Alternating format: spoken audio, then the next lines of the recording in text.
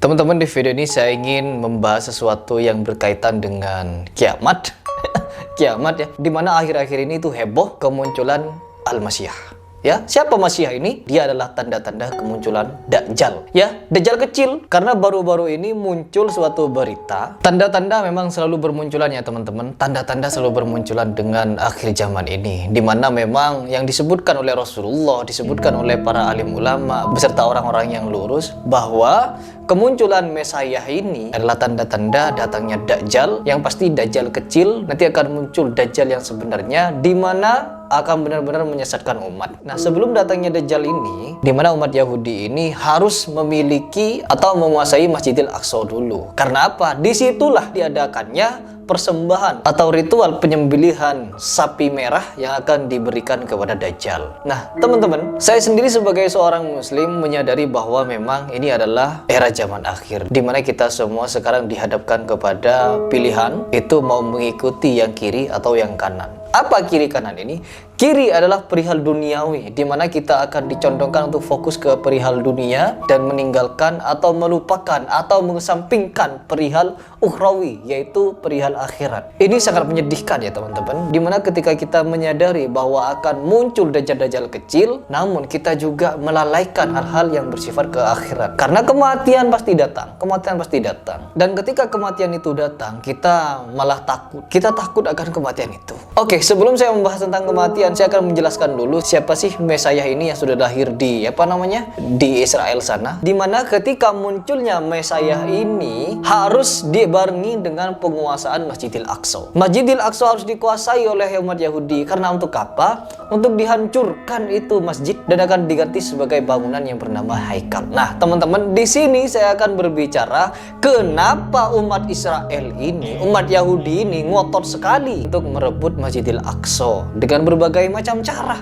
Dengan berbagai macam cara ya teman-teman. Oke, sebenarnya siapa sih sosok yang viral ini? Dan nama sebenarnya itu siapa? Yaitu sosok yang dipuja-puja oleh mereka. Kalau kita menganggapnya sebagai ya Tuhan mungkin, ya Tuhan mereka yang dipuja-puja. Dia adalah seorang manusia, anak manusia juga, yang bernama Yanuka Rav Shlomo Yahuda. Nah, dia ini adalah seorang yang dipercayai atau diakui oleh bangsa Yahudi sebagai orang yang berada di dalam ramalan mereka. Di mana Yanuka ini memiliki ciri-ciri yang sama persis dengan apa yang diramalkan oleh kitab mereka. Jadi teman-teman, kita sekarang sudah berada di penghujung zaman ya, di penghujung zaman, di mana untuk menjadi seorang muslim di penghujung zaman ini kita harus benar-benar memantapkan akidah, karena fitnah demi fitnah kemunculan dajjal-dajjal ini akan terus beriringan dengan bertambahnya usia. Usia apa? Usia Islam yang semakin menua, dunia juga tua sudah. Oke, lanjut lagi kepada pembahasan Yanuka ini. Yanuka ini teman-teman, dia adalah seseorang yang mirip ciri-cirinya dengan apa yang diramalkan oleh kitab mereka atau kepercayaan mereka. Yaitu Yanuka ini atau disebut sebagai Mesiasnya sekarang, dia akan menjadi penyelamat bagi bangsa Yahudi. Dan juga dia akan menyatukan bangsa Yahudi di seluruh dunia dan akan membuat suatu empire atau suatu kerajaan. Ya, kerajaan Yahudi di dunia. Seperti itu. Karena memang kita tahu di peta dunia, Yahudi itu dulu numpang di tanah Palestina. Dan sekarang Yahudi atau Israel sudah menjadi negara. Keren.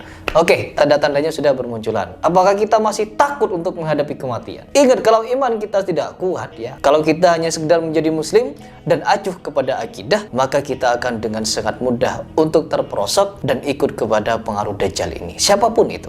Oke, lanjut lagi kepada Mesias ini, di mana dia memiliki ciri-ciri dan juga memiliki mukjizat katanya ya teman-teman. Ya, mukjizat menurut versi mereka atau versi Yahudi, di mana dia bisa menjelaskan Taurat dan Talmud dengan tanpa berguru kepada siapapun. Keren memang. Dan mukjizatnya yang lain, dipercaya bahwa orang itu memiliki kemampuan untuk menyembuhkan berbagai penyakit, yaitu seperti tumor, kanker, ya lumpuh dan lain sebagainya, sehingga dia itu seolah-olah dia memiliki kemampuan kun fayakun seperti itu. Dan yang lebih gila lagi ya teman-teman, bahwa mereka ini percaya bahwa orang ini bisa berkomunikasi dengan Tuhan ya. Mereka umat Yahudi ini bisa berkomunikasi dengan Tuhan melalui orang ini, yaitu si Yanuka ini ya, atau Mesias ini yang diyakini sebagai Mesias. Tapi dengan tanda-tanda ini ya teman-teman, kita itu harus lebih meyakinkan diri atau memantapkan diri untuk lebih mengedepankan akidah di dalam hidup kita. Ya, kita harus mengedepankan akidah di atas segalanya. Karena apa? Dajjal-dajjal kecil pasti akan selalu bermunculan. Pasti akan selalu bermunculan. Dan celakalah kita apabila kita hanya sibuk menghadapi dunia, memikirkan perkara dunia, besok, lusa, dan seterusnya memikirkan perkara dunia, dan tanpa memikirkan akhirat sama sekali. Sedangkan kematian menghantui hidup kita. Tanda-tanda Dajjal menghantui hidup kita. Hari kiamat pasti akan datang. Ya, hari kebangkitan pasti akan datang. Celakalah kita apabila kita tersesat di jalan yang sementara ini. Ya, sementara kalau kita berpikir sebagai seorang umat muslim dan selalu mengabaikan perkara akidah, maka lambat laun roh kita akan mati duluan. Kita akan menjadi bangkai yang berjalan. Lalu juga ada pernyataan-pernyataan aneh yang harus saya tanggapi, dan saya akan membuat beberapa video mengenai perihal ini. Apalagi tanda-tanda sekarang ini sudah mulai bermunculan, ya.